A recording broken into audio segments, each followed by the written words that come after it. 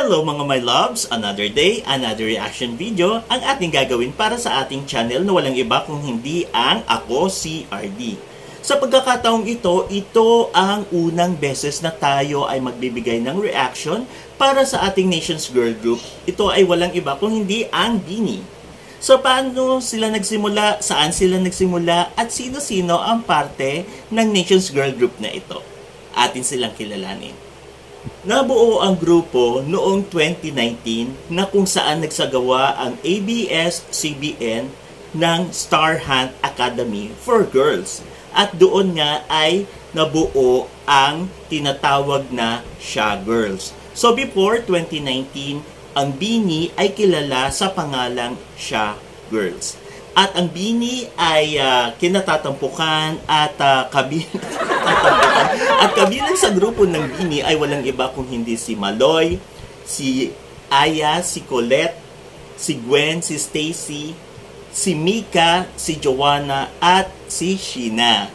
Yan, so baliwalo sila. So sa aking mga my loves, tayo ay magbibigay ngayon, first ever, magbibigay tayo ng reaction video sa ating Nations Girl Group na walang iba kung hindi ang BINI para sa kanilang latest MV. Ito ay ang kanilang latest music video na walang iba kung hindi ang Blink Twice. Kaya huwag na nating patagalin. In 1, 2, 3, 4, 5, 6, 7, 8, 9, 10, let's go!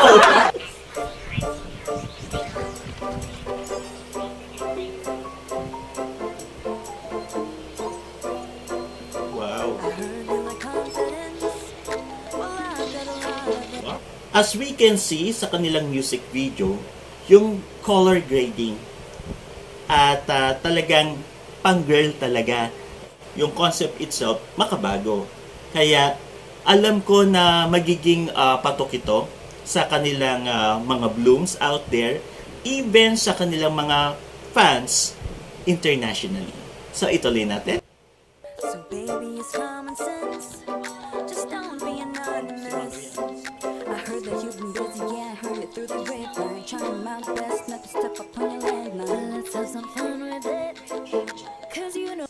Katulad nga na nasabi ko, yung color grading maganda, makabago, at talagang pinag-isipan kung ano nga yung magiging concept, even yung color grading ng kanilang music video. Nandyan na rin yung kanilang outfit. Kung ano yung babagay na outfit para sa music video nga na ito.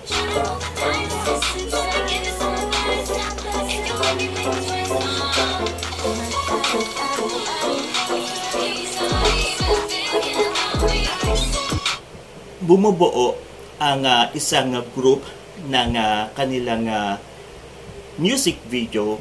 Hindi lang ito yung all of a sudden na binuo, kung hindi like what I said before, na talagang months and weeks or probably years na nakaplan paano nga nila i-execute yung music video na ito. And napansin ko rin, aside sa color grading, and also ganun na rin sa kanilang outfit dito, na talagang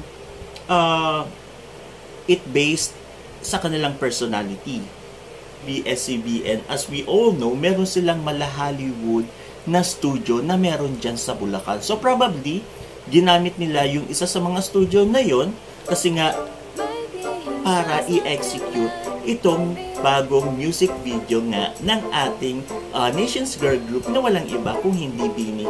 And kung makakita naman natin dito, sobrang ganda nung pagkakagawa BINI. So, from 2019 bilang Sha Girls up to 2024, so ilang years yung kanilang inantay at sinacrifice, ma-achieve at ma-reach nila yung kanilang dreams na maging Nations Girl Group sa Pilipinas. So 2019, 20, 21, 22, 23, 24.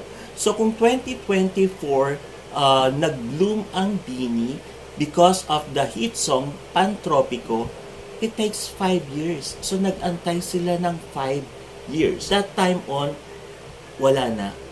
Talagang umalagwa na yung career ng BINI at tinawag na nga silang Nations Girl Group natin dito sa Pilipinas. My loves, kung gusto nyo ng ganitong content, continuously to subscribe, like, and share my comment. And also, kung isa kang Blooms, mag-comment ka down below at to share kung paano ka naging Blooms. And thank you so much sa inyong panunood at palagi ko pong sinasabi sa inyo na enjoy lang natin ng life kasi deserve natin yan.